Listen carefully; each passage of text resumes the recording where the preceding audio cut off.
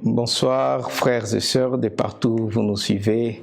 Vous allez nous excuser un tout petit peu pour le retard avec lequel nous avons commencé. Il y a eu un petit souci technique, alors je crois que vous nous excusez pour cela. Que Dieu vous bénisse, vous tous qui êtes déjà en ligne. Alors aidez-moi à faire quelque chose. Partagez avec les amis, invitez les amis à se connecter et nous allons aller tous ensemble à ces programmes merveilleux que le Seigneur nous donne. J'aimerais voir déjà, je cherche à voir ceux qui sont en ligne, je ne vois pas encore. Ça n'apparaît pas chez moi ici, le temps de le voir et nous allons commencer. En attendant, je vous demande de pouvoir appeler les amis, taguer quelqu'un, votre frère, votre sœur, taguer une personne, invitez-le à se joindre à nous dans ces programmes merveilleux et nous allons aller dans les profondeurs de la parole de Dieu. Alors j'attends juste voir quelque chose, vous voir ceux qui sont en ligne afin de lancer, de pouvoir me lancer dans l'enseignement. Alors, je vais prier en attendant que cela apparaisse chez moi ici. Tendre Père, nous prions au nom de Jésus et nous remettons ces programmes entre tes mains. Inspire-nous, mets dans notre bouche les paroles qu'il faut pour édifier ton peuple, édifier tes enfants qui nous suivent de partout, de plusieurs endroits dans le monde. Seigneur, aide-nous aujourd'hui à parler de ta part, car seule ta parole éclaire, seule ta parole libère. Réunis dans cette plateforme, Seigneur, les gens ne sont pas là pour écouter un homme, mais ils sont là pour écouter Dieu. Je te prie, parle-leur. Au nom de Jésus, Amen. Merci, merci, merci. J'aimerais, j'attends toujours pour voir qui sont là avec moi, mais je ne peux pas voir parce que la connexion pose un peu problème ici chez moi. J'attends un peu. Alors, mais en attendant, je crois qu'on me voit là-bas. Attends, je demande à ceux qui sont ici avec moi. Est-ce que ça passe là-bas? Ça passe la connexion? C'est bon, le son, l'image, ok. Je ne sais pas qu'est-ce qui ne va pas avec moi ici, mais bon, je vais déjà me lancer. Alors, hier, nous étions en train de parler de l'évangile et nous avons dit que l'évangile a trois parties. Il y a l'évangile est composé de trois éléments: ce que Jésus-Christ est, ce que Jésus-Christ a fait et puis ce que Jésus-Christ a enseigné. Alors aujourd'hui, j'aimerais vous expliquer quelque chose dans la même direction. Lorsque nous parlons de ce que Jésus-Christ a fait et nous décrivons la personne de Jésus-Christ, lorsque nous parlons de ce qu'il a fait, nous décrivons son œuvre. Et lorsque nous parlons de ce qu'il a enseigné, nous parlons de ce qu'il a dit aux apôtres dans Matthieu 28.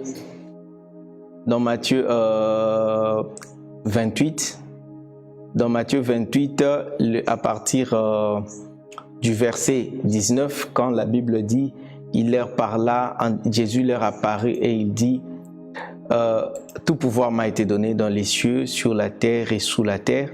Allez, faites de toutes les nations des disciples, les baptisant au nom du Père, du Fils et du Saint-Esprit.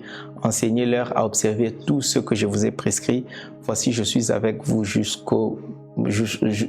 tout le jour jusqu'à la fin. Jésus-Christ a dit, enseignez-leur à observer tout ce que je vous ai prescrit. Tout ce que je vous ai prescrit veut simplement dire tout ce que je vous ai enseigné. Alors, quand il dit tout, ça veut dire tout. Et c'est la responsabilité des apôtres d'aller et d'enseigner tout ce que Jésus-Christ a commandé de faire. Alors, aller et enseigner une partie, c'est désobéir à la grande commission. C'est pourquoi Matthieu 28 est appelée grande commission.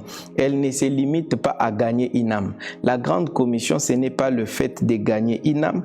La grande commission, ce n'est pas le fait d'aller dehors, de partager l'évangile.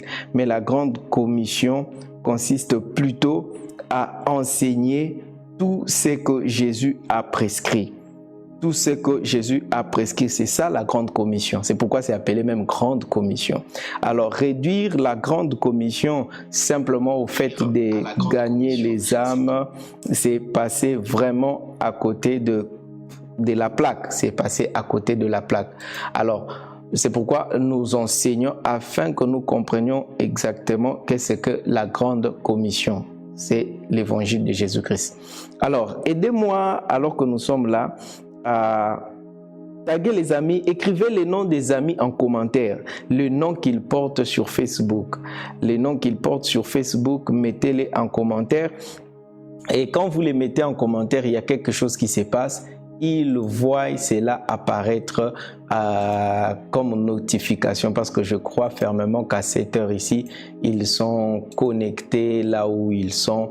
Alors, lorsque vous les taguez, cela fait en sorte que ils voient la notification et ils se connectent. Alors, aidez-moi simplement à les taguer, qu'ils voient qu'effectivement qu'il y a quelque chose qui se passe et ils vont se joindre à nous. Ils vont se joindre à nous. Ils vont se joindre à nous. Alors, aidez-moi à le faire, taguer le nom de vos amis et nous allons continuer dans dans cet enseignement.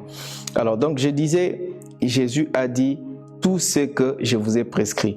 Donc, c'est notre devoir d'enseigner tout ce que Jésus a prescrit. Tout. Et pas une partie seulement, mais plutôt tout ce que Jésus-Christ a prescrit. Maintenant, hier nous avons parlé de ça. Regardez, les trois parties sont en soi divisées en deux parties.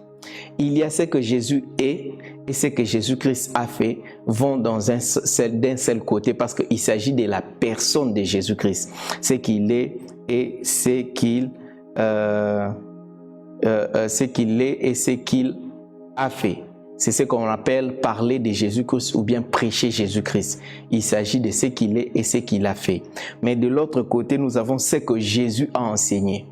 Et là, il n'y a pas vraiment la personne de Jésus comme telle. Il n'y a pas non plus son œuvre comme telle. Parce que dans ce que Jésus-Christ a enseigné, c'est beaucoup plus, cela concerne plutôt l'homme qui a reçu Jésus-Christ en tant que personne et qui a reçu son œuvre ou qui est en train de vivre les avantages de l'œuvre de Jésus-Christ. Sa façon de vivre et tout le reste, c'est ce que Jésus a enseigné. Ce que Jésus a enseigné, c'est ce qui fait vivre l'homme selon la pensée de Dieu. L'homme ne vit pas selon Dieu en connaissant Jésus-Christ. L'homme ne vit pas selon Dieu en connaissant ce que Jésus-Christ a fait.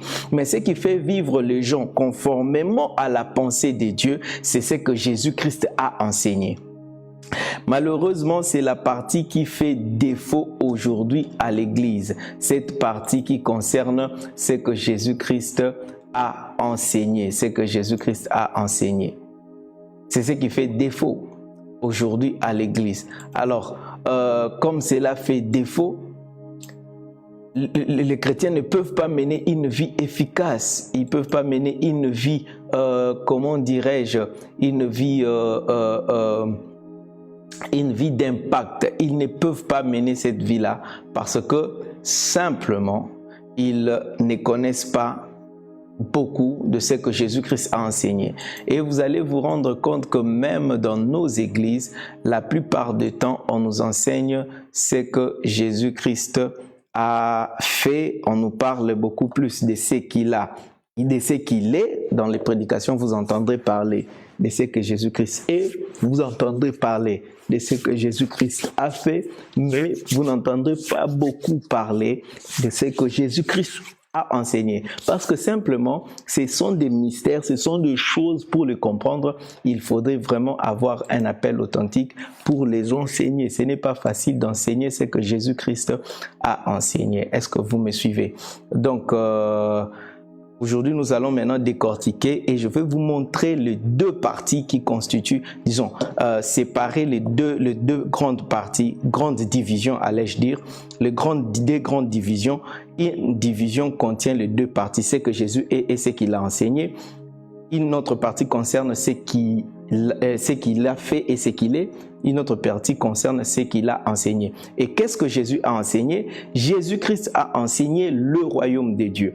Alors, la Bible, le Nouveau Testament, fait la différence, établit une différence nette entre ce que Jésus-Christ, la personne de Jésus et son message. La personne de Jésus et son message. La Bible sépare sa personne, son œuvre avec son enseignement. Allons-y déjà, prenons... pourquoi est-ce que, par exemple, les apôtres avaient compris ces messages? Nous prenons le premier texte que nous allons lire, Luc 24, 46 à 47. La Bible déclare que Jésus leur ouvrit les yeux afin qu'ils comprennent les Écritures et il leur dit... il était écrit que le Fils de l'homme devait mourir et qu'il devait ressusciter le troisième jour et que la repentance et le pardon du péché devraient être proclamés en son nom à toutes les nations, commençant par Jérusalem. La Bible déclare que qu'est-ce qui doit être proclamé en son nom? La repentance et le pardon des péchés doit être prêché en son nom. Là, il s'agit de sa personne et de ce qu'il a fait. Il vient changer, enlever le péché et tout le reste. Maintenant, une autre chose importante, c'est que lisons Actes 2, 37 à 38. Acte 2, 37 à 38. Vous allez voir que les apôtres, pendant qu'ils prêchaient, ils prêchaient le pardon et la repentance au nom de Jésus-Christ. Parce que là, c'est la partie qui concerne le Seigneur Jésus-Christ. La Bible dit ceci. Après avoir entendu ces discours, ils eurent le cœur vivement touché. Ici, c'est Pierre qui parle aux hommes. Il proclame l'évangile. Et ils dirent à Pierre et aux autres apôtres, « Hommes frères, que ferons-nous » Vous allez remarquer que la prédication de Pierre était centrée sur la personne de Jésus. Il était en train de leur démontrer que la Bible, les Écritures parlaient de Jésus, prévoyaient que Jésus viendrait et mourrait pour les hommes. Il proclame Jésus-Christ. Verset 38, il dit, Pierre leur dit, « Répentez-vous et que chacun de vous soit baptisé au nom de Jésus-Christ pour le pardon de vos péchés et vous recevrez le don du Saint-Esprit. » Faites-vous baptiser au nom de Jésus-Christ. Au nom de Jésus-Christ veut dire quoi? Croyez en Jésus-Christ pour le pardon de vos péchés et vous recevrez le don du Saint-Esprit. Même dans la Bible, quand la Bible dit de prier au nom de Jésus-Christ, ça ne veut pas nécessairement dire, lorsque tu pries, que tu dises au nom de Jésus-Christ. Mais par prier au nom de Jésus-Christ veut d'abord, premièrement dire que tu sois né de nouveau, que tu aies la foi en Jésus-Christ, que tu sois enfant de Dieu. C'est ça, être en Christ. La Bible dit, c'est lui qui est en Christ est devenu une nouvelle créature. Donc, prier au nom de Jésus-Christ, c'est prier en étant en Christ et représentant Christ. C'est comme ça quand j'ai dit à quelqu'un, va faire ceci en mon nom. Ça ne veut pas dire que cette personne va aller et faire cette chose-là en citant mon nom. Non, non. La Bible, quand je délègue quelqu'un en lui disant, va par exemple demander la chose là-bas en mon nom. Voilà, ça ne veut pas dire, il va dire, donnez-moi ça au nom de Thuram. Non, il va plutôt présenter la délégation que je lui ai donnée. Vous comprenez? Et si moi j'ai déjà informé à ces gens-là que j'envoie Par exemple, prenons l'exemple de quelqu'un qui est ici. Je dis Patrick. J'envoie Patrick prendre telle chose. Lorsqu'il viendra, s'il vous demande, donnez-leur. Et Patrick, quand il va demander cela, il va demander en mon nom. Quand il arrive là-bas, il n'a qu'à demander. Puisqu'il il a mon mandat, c'est en mon nom qu'il agit. Ça ne veut pas dire, agir au nom de quelqu'un ne veut pas dire tout le temps dire le nom de la personne. C'est plutôt avoir les mandats de la personne de les représenter. C'est comme ça, demander au nom de Jésus, c'est d'abord être en Christ. Vous comprenez ça? Être en Christ. C'est comme ça, quelqu'un qui est en Christ et qui est mandaté par Dieu, même si il prie pour la maladie, il peut dire simplement, je te commande, sors. Et le démon va sortir. Il n'a pas nécessairement besoin de dire au nom de Jésus. Vous comprenez? Il peut le dire. Il n'y a pas de mal à ça. Mais d'abord, il s'agit d'avoir l'autorité. Parce que quand tu as l'autorité, tu diras. Jésus a dit, vous direz à cette montagne, ôte-toi de là. Donc, quand tu dis aux montagnes, c'est toi qui dis. Tu n'as pas nécessairement besoin de dire, montagne, ôte-toi de là au nom de Jésus. Non. Tu dis, montagne, ôte-toi. Et cette prière, tu es en train de le faire au nom de Jésus parce que tu es en Christ et tu es mandaté par Christ. C'est pourquoi quelqu'un d'autre qui n'est pas en Christ et qui n'est pas mandaté par Christ, il peut venir devant une situation et parler au nom de Jésus et rien ne va se passer simplement parce qu'il ne suffit pas de dire au nom de Jésus. Prier au nom de Jésus, ça veut d'abord dire être en Jésus-Christ. Agir au nom de Jésus veut d'abord dire être en Jésus-Christ. Être baptisé au nom de Jésus-Christ veut d'abord dire croire en Jésus-Christ. Et alors quand tu dis le nom de Jésus, tu prononces son nom, c'est alors que tu vois des effets. C'est comme ça que tu peux prier, Père, je te demande au nom de Jésus-Christ. Quand tu dis au nom de Jésus-Christ, c'est simplement une affirmation que tu dis que je suis en Christ. Quand tu dis, ce n'est pas une formule qui déclenche les choses, non. C'est pourquoi c'est pas n'importe qui prie au nom de Jésus et voit les résultats. Ce n'est que celui qui est en Christ. Alors quand tu dis au nom de Jésus, tu es simplement d'affirmer que je suis mandaté par Dieu, je suis qualifié par Dieu au nom en Jésus-Christ pour recevoir ces choses. C'est pourquoi tu dis au nom de Jésus. Jésus-Christ lui-même, pendant qu'il faisait son ministère, en quel nom a-t-il demandé au Père? En quel nom a-t-il demandé au Père? Est-ce qu'il a dit, Père, je te demande de faire ceci en mon nom? Non, il disait simplement, Père, je sais que tu m'exauces toujours, s'il te plaît, fais telle chose ou telle autre chose. Vous comprenez? Excusez-moi, le micro s'est enlevé. Donc, c'est ce que ça veut dire. Alors, c'est alors que le nom de Jésus dans ta bouche devient puissant. Je continue en disant, lorsque la Bible dit, il dit en son nom, et ces gens ont reçu et ont été baptisés au nom de Jésus. Donc c'est pas nécessairement important quand tu plonges quelqu'un dans l'eau pour le baptême, tu dis au nom de Jésus, même si tu dis rien.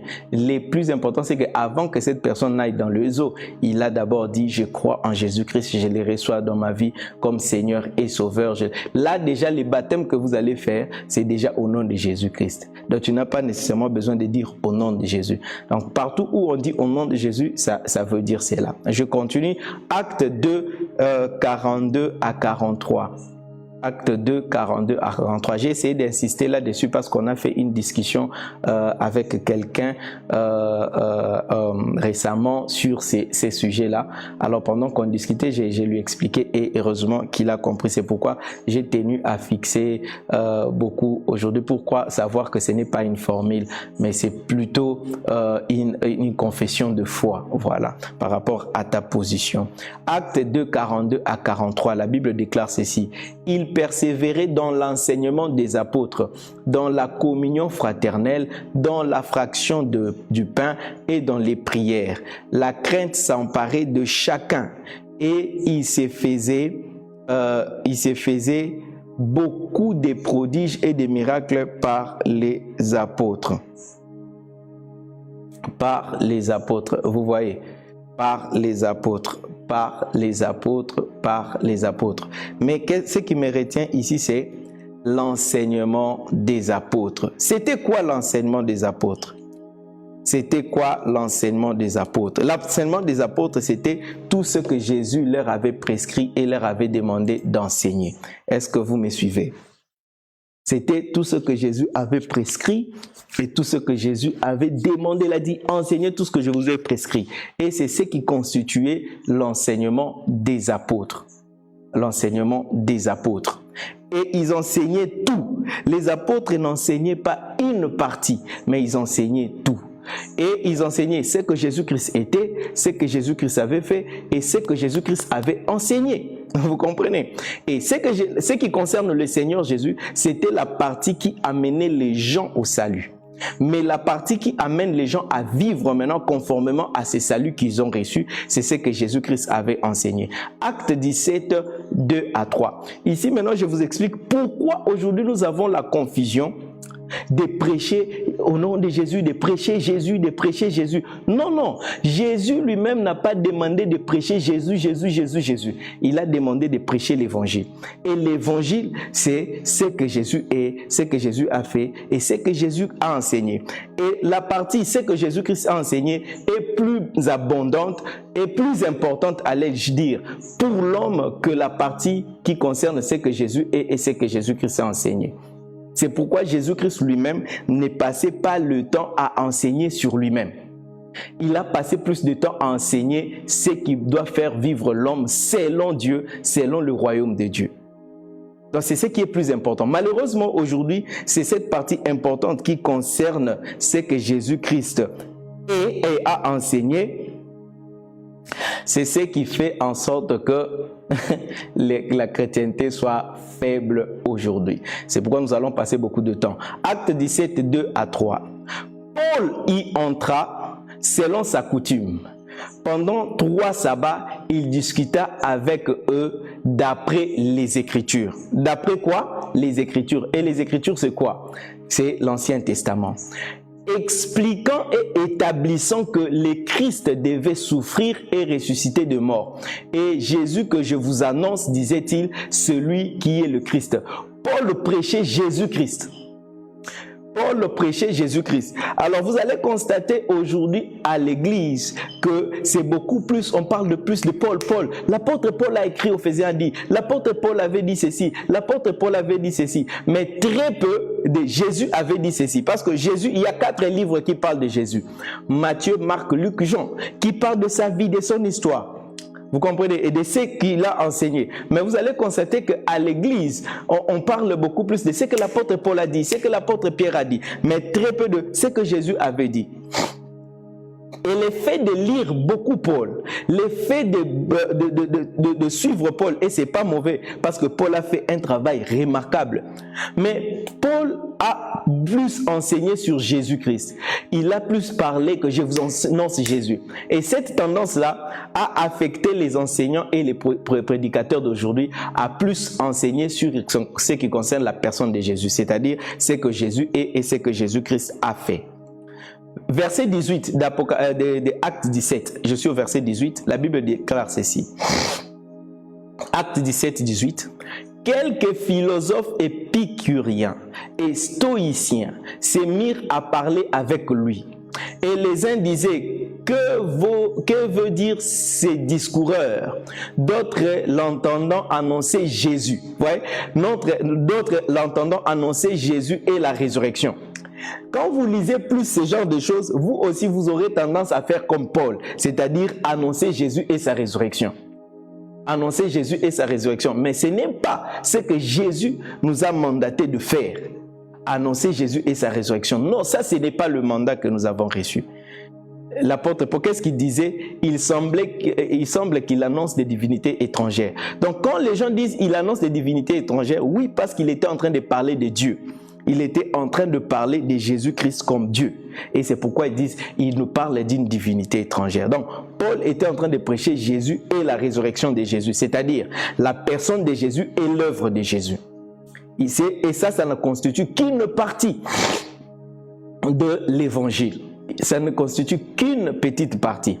Acte 20, 20 à 21. Excusez-moi, acte 20, 20 à 21. La Bible déclare ceci. Vous savez que je n'ai rien caché. Ça, c'est l'apôtre Paul. Vous savez que je n'ai rien caché de ce qui vous était utile et que je n'ai pas craint de vous prêcher et de vous enseigner publiquement et dans les maisons, annonçant aux Juifs et aux Grecs la repentance envers Dieu et la foi en notre Jésus-Christ. Ici, il est encore en train d'accentuer ce qui est en ce qui concerne Jésus-Christ. Verset 23.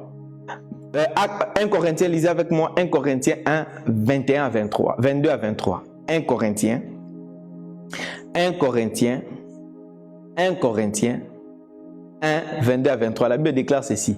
Les Juifs demandent des miracles.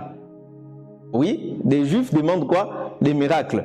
Les Grecs cherchent la sagesse. Et nous, verset 23, et nous prêchons Christ crucifié. Scandale pour les Juifs et folie pour les païens. Nous prêchons Christ crucifié. Ici, l'apôtre Paul parle, il prêche Christ crucifié. C'est l'un des textes qui a dérouté beaucoup de prédicateurs. Et beaucoup de prédicateurs aussi s'élèvent pour dire, nous prêchons Christ crucifié. Non, Jésus ne nous a pas envoyé prêcher Christ crucifié. Il a dit, allez annoncer la bonne nouvelle de l'évangile. Matthieu 24, 14. Et cette bonne nouvelle du royaume, Jésus a envoyé de prêcher l'évangile du royaume. Mais Paul prêche Christ crucifié. Et beaucoup de prédicateurs maintenant sont tombés ont mal compris ces textes et ils disent nous prêchons Christ crucifié. C'est pourquoi dans la plupart des prédications, on parle de Jésus et on parle de son œuvre. Et on croit faire l'œuvre parce que Paul l'a fait. Mais pourquoi Paul l'a fait? Nous allons le comprendre aujourd'hui. Éphésiens 3, verset 4. Paul lui-même parle, il dit ceci. En lisant ce que moi j'ai écrit, Éphésiens 3, 4. En lisant ce que j'ai écrit, vous pouvez vous représenter l'intelligence que j'ai du mystère de Christ. L'intelligence que j'ai du mystère de Christ, c'est-à-dire Paul connaissait le mystère de Christ. Quand on parle de mystère de Christ, on parle de sa personne, qui il est, et puis de son œuvre. Et il avait cette connaissance plus que tous les apôtres. Pourquoi? Vous allez remarquer que durant tous les ministères de Jésus, Jésus n'a pas révélé sa personne. Il n'a pas beaucoup parlé de ce qu'il est. Il n'a pas parlé de ce qu'il est. Et il a aussi très peu parlé de son œuvre. Mais il a passé plus de temps à parler du royaume de Dieu, à parler du royaume des cieux. Il a plus enseigné ses apôtres. C'est pourquoi les 12 apôtres étaient ignorants de la personne de Jésus et ignorants de l'étendue de l'œuvre de Jésus. C'est comme ça dans Matthieu 16, le jour où Jésus leur demande « Qui dites-vous que je suis ?» Et ils ont commencé à répondre sur ce que les autres disaient. Pendant qu'eux, ils marchaient avec Jésus chaque jour, mais ils ignoraient Jésus. Pourquoi? Parce que Jésus lui-même n'a pas parlé de Jésus. Jésus n'a pas prêché Christ crucifié. Jésus a prêché le royaume. Et les apôtres étaient forts dans la connaissance de l'enseignement de Jésus, mais étaient faibles dans la connaissance de la personne de Christ et de son œuvre. C'est pourquoi, pour compléter maintenant cette œuvre-là, Jésus-Christ va appeler Paul. Il appelle Paul pour que Paul vienne compléter l'évangile. Paul est venu, il a reçu un appel spécial de Dieu pour révéler les mystères sur la personne de Christ et de son œuvre. La Bible le dit dans Acte 9, 15. Acte 9, 15. La Bible déclare ceci.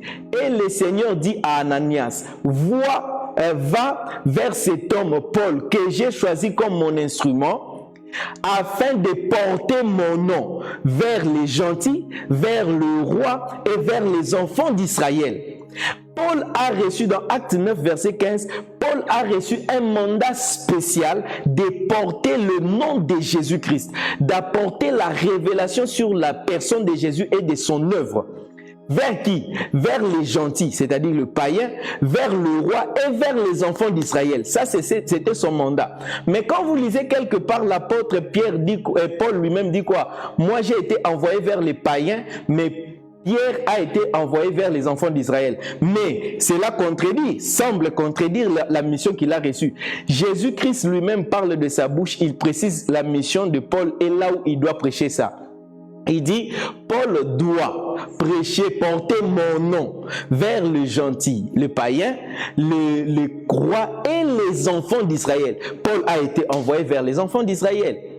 Paul a été aussi envoyé vers le païen et Paul Pourquoi il a été envoyé dans sa mission spécifique, qui était de porter le nom de Jésus, il a été envoyé et chez les Juifs et chez les païens. Mais dans sa mission apostolique, qui concerne prêcher l'évangile dans sa globalité, là c'était uniquement chez les païens. Mais pour compléter l'évangile, porter le nom de Jésus, cela concernait tout le monde, et les enfants d'Israël et les païens. Donc c'est pourquoi quand vous lisez Paul, c'est Paul qui vient nous révéler que Christ, l'Église est le corps du Christ. Cette vérité, les apôtres ne le savaient pas. Les autres, Pierre et Jean, ne savaient pas que l'Église était le corps de Christ lui-même. Les autres ne savaient pas. Les autres ne savaient pas que Christ était la tête de l'Église qui était son corps. Les Paul et les Pierre et les autres ne savaient pas. C'est Paul qui vient nous décrire l'œuvre de la grâce. Parce que ça, c'est parmi les choses que Christ a fait.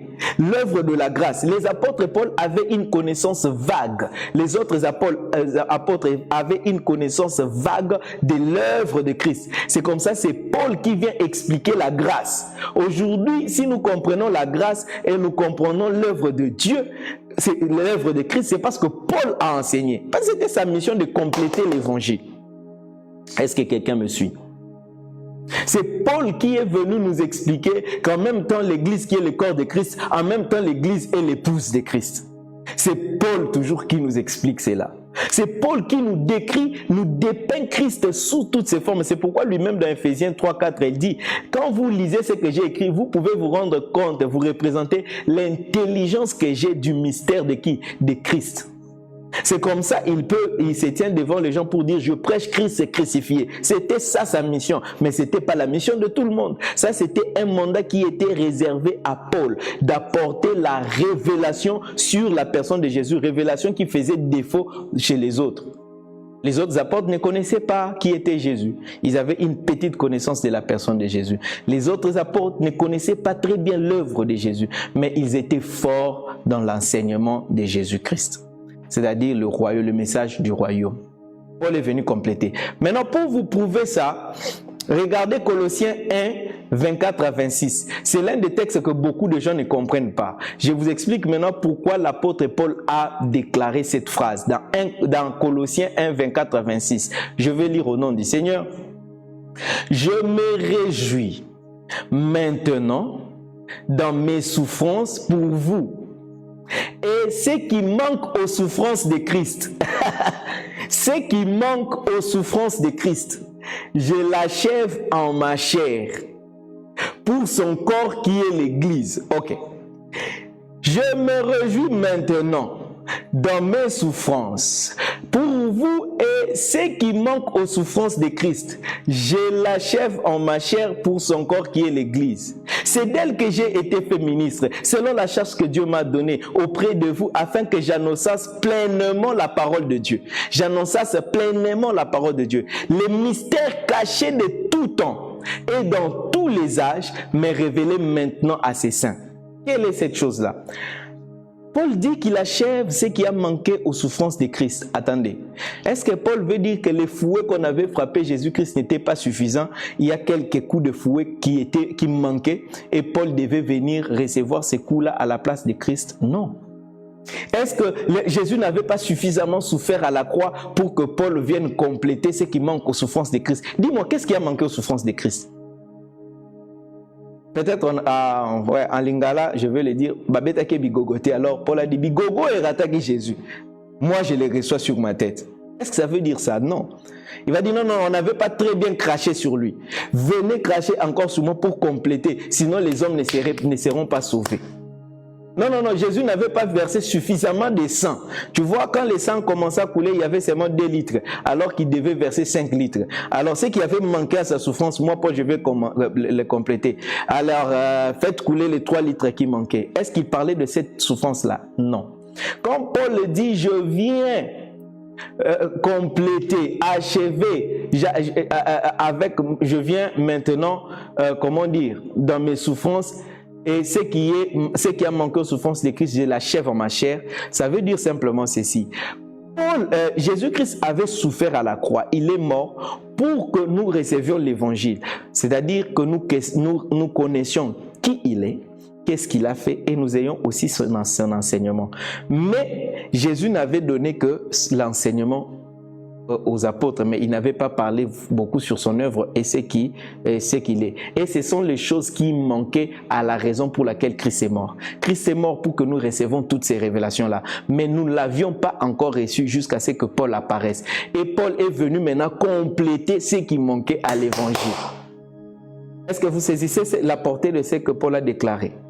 Paul est venu compléter ce qui manquait à la connaissance de l'évangile, c'est-à-dire ce que Jésus-Christ est et ce que Jésus-Christ a fait. C'est comme ça tout son ministère était, la plus grande partie de son ministère était basée, fondée sur ce que Jésus-Christ était, décrire la personne de Christ et de décrire l'œuvre de Christ, c'est-à-dire l'œuvre de la grâce. Est-ce que quelqu'un est en train de me suivre?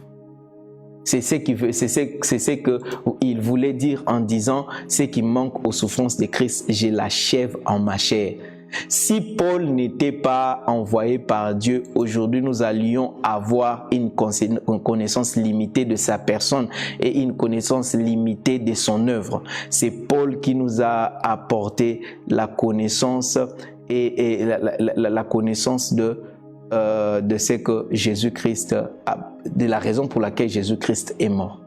C'est comme ça, c'est une erreur aujourd'hui qu'un prédicateur s'élève pour dire moi je prêche Christ crucifié. Non, non, c'était le travail de Paul et puis c'était achevé là. Aujourd'hui, tu ne peux pas venir t'élever et dire moi je prêche Christ crucifié. Non, tu dois prêcher l'évangile. Est-ce que quelqu'un est en train de me suivre? Tu dois prêcher l'évangile. Tu ne dois pas prêcher Christ crucifié. Non, non, non, non. Ça, c'était le travail de Paul. Nous devons prêcher l'évangile. Et l'évangile dans sa totalité, c'est-à-dire prêcher Christ, prêcher sa crucifixion, Christ crucifié, et prêcher ce qu'il a enseigné. C'est comme ça que je ne cesse de répéter que Jésus-Christ n'a pas enseigné Jésus-Christ. C'est Paul qui a enseigné Jésus-Christ. C'est Paul qui a prêché Jésus-Christ et qui nous a appris à prêcher Jésus-Christ. Vous comprenez? Et ça, c'est le travail. De telle sorte que lorsque Paul lui-même, il a achevé le travail, lorsqu'il a achevé de compléter ce qu'il a manqué, il a lui aussi commencé à prêcher le royaume. Il a commencé à prêcher le royaume. Il a commencé à prêcher le royaume. Est-ce que vous comprenez? Et la Bible, chaque fois que les apôtres parlent, la Bible met une grande distinction fait une distinction entre parler de Jésus-Christ et parler du message du royaume. Alors nous allons lire quelques textes qui vont nous éclairer là-dessus. Prenons Acte 5. Prenez avec moi Acte chapitre 5. Acte chapitre 5, oh c'est en anglais ici. Attendez, je mets en français. Acte 5, 42. Prenez Acte 5, 42, je vais prendre la version Louis II. La Bible déclare ceci, Acte 5, 42. La Bible dit, et chaque jour, dans les temples et dans les maisons, il ne cessait d'enseigner et d'annoncer la bonne nouvelle de Jésus-Christ. La bonne nouvelle. Ici, c'est les apôtres. Ils étaient annoncés la bonne nouvelle. Qu'est-ce que veut dire annoncer la bonne nouvelle de Jésus-Christ? Ils étaient en train d'amener les gens à la repentance et au salut. Les apôtres étaient en train d'amener les gens à la repentance et au salut. Acte 28, prenons d'abord Acte 8, verset 12. Acte 8, verset 12.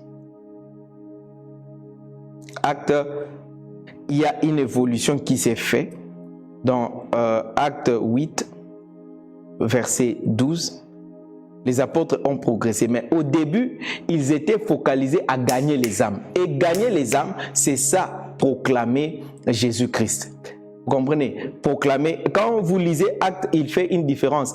Enseigner et proclamer la bonne nouvelle concernant Jésus-Christ. Quand la Bible dit enseigner, là, ils étaient en train d'enseigner ce que Jésus leur avait prescrit. Mais quand on parle de proclamer Jésus-Christ, c'est-à-dire amener les gens au salut, à connaître l'œuvre de Christ et à connaître la personne de Christ. Acte 8, verset 12. La Bible dit, mais quand ils eurent cru à Philippe, qui qui leur annonçait la bonne nouvelle du royaume des dieux. Écoutez, Philippe annonçait quoi? La bonne nouvelle du royaume des dieux. Et, on met le conjonction, et du nom de Jésus-Christ, hommes et femmes se firent baptisés. Philippe faisait des choses à Samarie. Il a fait deux choses. Il a proclamé la bonne nouvelle du royaume des dieux et du nom de Jésus-Christ. C'est-à-dire quoi? Il a parlé de Jésus-Christ, mais il a aussi parlé du message du royaume. Philippe a parlé de ce que Jésus est, il a parlé de ce que Jésus a fait, mais il a aussi parlé du royaume des dieux qui est le message que Jésus-Christ a demandé de proclamer, c'est-à-dire ce que Jésus a enseigné. Voyons un autre texte avant que je ne prenne le temps de commenter suffisamment. Acte 28. Acte 28, les derniers chapitres de Actes, le verset 23. Le verset 23, et puis nous allons les versets 30 à 31. Acte 28, je lis le verset 23. Paul, ici c'est Paul qui est en prison. Paul est en prison, les gens viennent le voir, et puis la Bible dit, ils lui fixèrent un jour, et plusieurs vinrent le trouver dans son logis. Paul leur annonça le royaume des dieux. Paul fit quoi? Leur annonçant. Ici, il a déjà fini sa mission de compléter. Maintenant, lui-même aussi s'est mis à parler du message du royaume. Ici, il a déjà fini de parler de Jésus-Christ. Maintenant, il entre dans sa mission vers le païen uniquement. Et vers le païen, il ne doit pas seulement parler de Jésus-Christ, mais il doit prêcher maintenant l'évangile dans sa globalité. Mais il parlait de Jésus-Christ lorsqu'il complétait l'évangile, et chez les païens et chez les juifs. Maintenant, lorsqu'il a été envoyé vers le païen uniquement, là maintenant, il doit leur prêcher l'évangile dans sa globalité. La Bible dit, et plusieurs jours, ils vinrent trouver dans son logis. Paul leur annonça le royaume des dieux en rendant témoignage, virgule, et en cherchant par la loi de Moïse et par les prophètes à les persuader de ce qui concerne Jésus. Est-ce que vous voyez les deux choses que Paul fait? Et la Bible s'arrange à mettre la distinction entre cela. Il leur parlait du royaume des dieux et il leur parlait aussi de Jésus-Christ, de ce qui concerne Jésus. Quand on dit de ce qui concerne Jésus, c'est-à-dire quoi? C'est-à-dire ce que Jésus est et puis ce qu'il a fait. Mais quand on parle du royaume des dieux, on est en train de parler de ce que Jésus a enseigné. Donc Paul leur parlait de ce que Jésus a enseigné, mais il aussi parlait de ce qui concerne Jésus-Christ. Prenons versets 30 et 31. Paul demeura 2 ans entiers dans une maison qu'il avait louée. Il recevait tous ceux qui venaient le voir, prêchant le royaume des dieux et enseignant ce qui concerne le Seigneur Jésus-Christ en toute liberté et sans obstacle. Je répète ça, je dois lire ça. Il dit ceci. Verset 31, prêchant le royaume de Dieu, c'est-à-dire ce que Jésus-Christ a enseigné, et ensuite on met la conjonction et, enseignant de ce qui concerne le Seigneur Jésus. Et quand la Bible dit ce qui concerne le Seigneur Jésus-Christ, la Bible est en train de parler de la personne de Jésus-Christ. Est-ce que vous comprenez ça? Ici, nous voyons maintenant l'évangile prêché dans sa globalité. On proclame le royaume de Dieu et on parle de ce qui concerne Jésus-Christ. Malheureusement, aujourd'hui, cette partie du royaume des dieux est manquante. Cette partie du royaume des dieux, c'est que Jésus-Christ a enseigné, est vraiment manquant. J'aimerais que vous me donniez de cœur si vous avez compris ça. J'aimerais que vous puissiez me donner de cœur que vous avez compris et je vais avancer. Donnez des cœurs, taguez des amis, invitez les amis, qu'ils viennent se joindre à nous parce que ces choses ici sont fondamentales et ça change la vie chrétienne. Ça change ta recherche. Ce qui fait que tous ceux qui me suivent, ceux-là qui sont appelés à œuvrer dans les ministères, ils reçoivent, ils comprennent ce qu'ils doivent faire. Préparons nos questions, nous dit Patrick. Donc, l'évangile dans sa globalité, c'est enseigner le royaume de Dieu et ce qui concerne le Seigneur Jésus. Quand la Bible dit ce qui concerne Jésus, ça veut dire sa personne, qui il est, et puis ce qu'il a fait, son œuvre. Mais si on se limite seulement à parler de Jésus-Christ, à parler de Jésus-Christ, à parler de Jésus, les gens ne vont pas mener une vie digne du royaume de Dieu. Parce que ça, c'est dans l'enseignement de Jésus. Je vais prendre un exemple que Myles Munroe a toujours donné. Parce que c'est l'une des personnes qui a beaucoup parlé du royaume de Dieu. Myles Munroe a dit ceci. Lorsque aucun pays au monde ne fait la promotion de son pays, le marketing de son pays, en passant à la télé et faisant la publicité du passeport. Aucun pays ne passe à la télé pour dire « Regardez, notre passeport est beau. Regardez, venez dans notre pays. Regardez comme notre passeport est joli. Regardez, notre passeport est rouge et bleu. Regardez notre passeport. » Non, non, non, non, non. Aucun pays ne fait la promotion ou le marketing de la beauté de son passeport. Mais pour attirer les touristes, on fait la promotion des sites touristiques. On montre des endroits qui sont beaux. On montre toutes ces choses-là. Aucun commissionnaire, lorsqu'il veut, bon ça c'est moi qui ajoute, aucun commissionnaire, lorsqu'il va faire la promotion d'une maison, il montre la porte. Il dit, regardez comment la porte de cette maison est beau, regardez, est belle, regardez comment la porte de cette maison est décorée. Non, il ne fait pas la publicité de la porte, mais il fait la publicité de la maison et de ce qui constitue la maison. Donc, parler du royaume de Dieu, c'est effectivement faire la promotion du royaume de Dieu.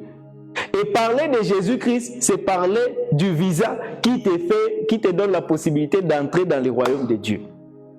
Alors, nous ne devons pas être là à faire la promotion de la personne de Jésus-Christ, à faire la promotion de l'œuvre de Jésus-Christ, mais plutôt nous devons faire la promotion du royaume. Et lorsque les gens vont désirer cela, lorsque les gens vont désirer visiter ce royaume, nous allons maintenant leur dire, hey, il y a une seule porte, il y a une seule condition. Et la condition, c'est quoi? Reçois le Seigneur Jésus, voilà ce qu'il a fait.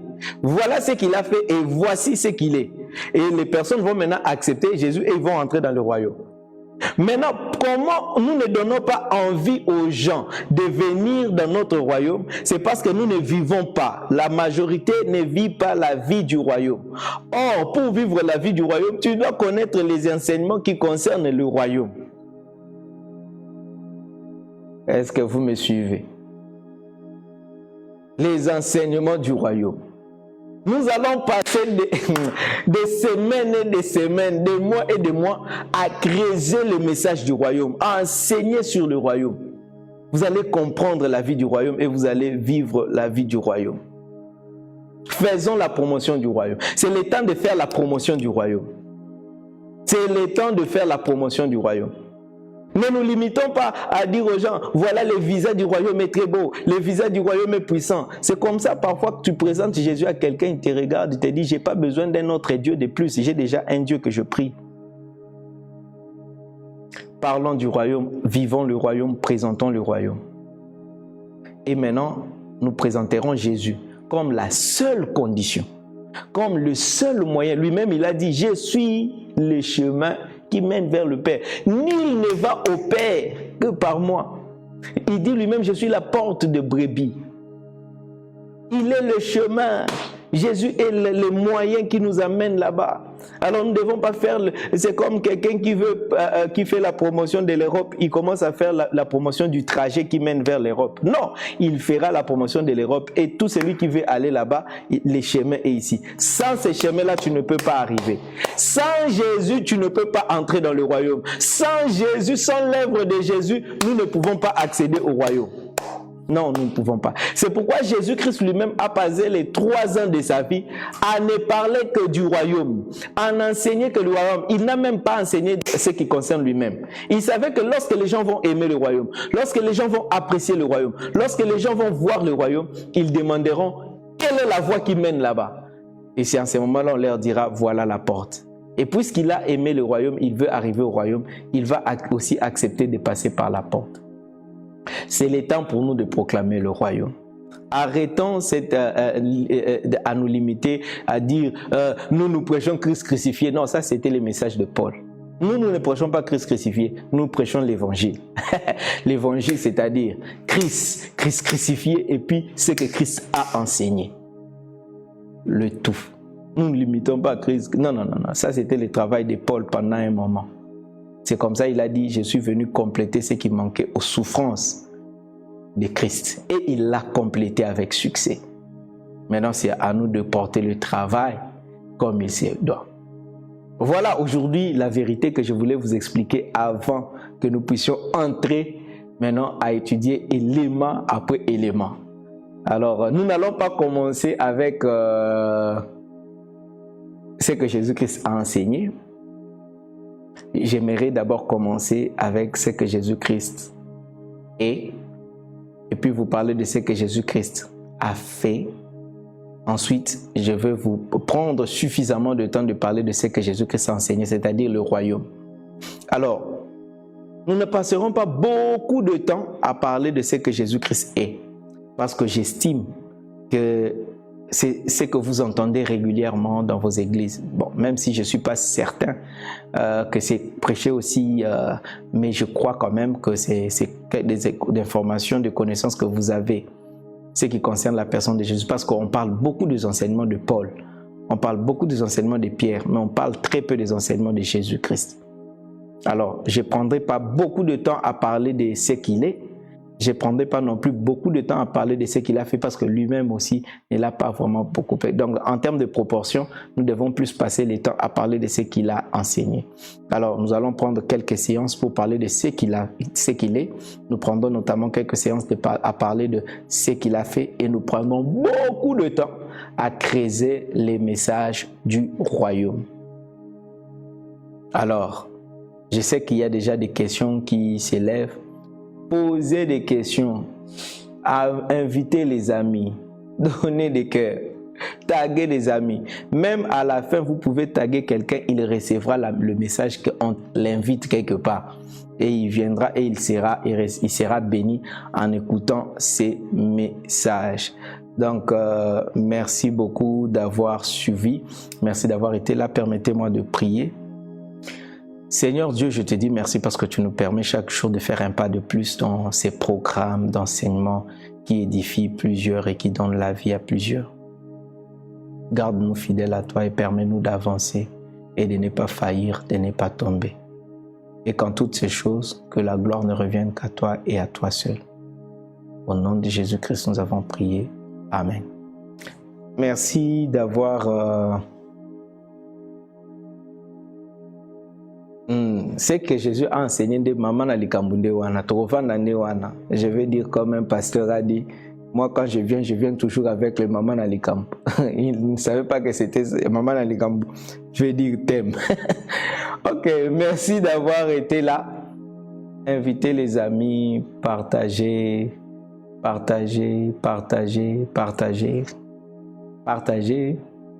invitez les amis à suivre et à resuivre. Donc, nous allons nous revoir demain à 21h et nous allons continuer. Demain, nous commençons maintenant sur qui est Jésus pour le Père. Et puis nous prendrons qui est Jésus pour tous les hommes. Nous prendrons qui est Jésus pour les disciples et qui est Jésus pour l'Église. Je vous assure que ça va nous bénir. Merci d'avoir été nombreux. Ne manquez pas d'aimer notre page, de cliquer sur la notification, d'aller de souscrire à notre chaîne YouTube Thuram Kasongo TV et de visiter notre site web www.meikron.org. Visitez tout ce qui est là et ne manquez pas d'entrer dans l'option donner, faire un don. Entrez, il y a PayPal et faites les dons au travers de PayPal. Merci à tous ceux qui contribuent. Que Dieu vous bénisse. Je vous souhaite une bonne soirée. On se revoit demain à la même heure, même endroit à Meikron. Que Dieu vous bénisse. Bye bye.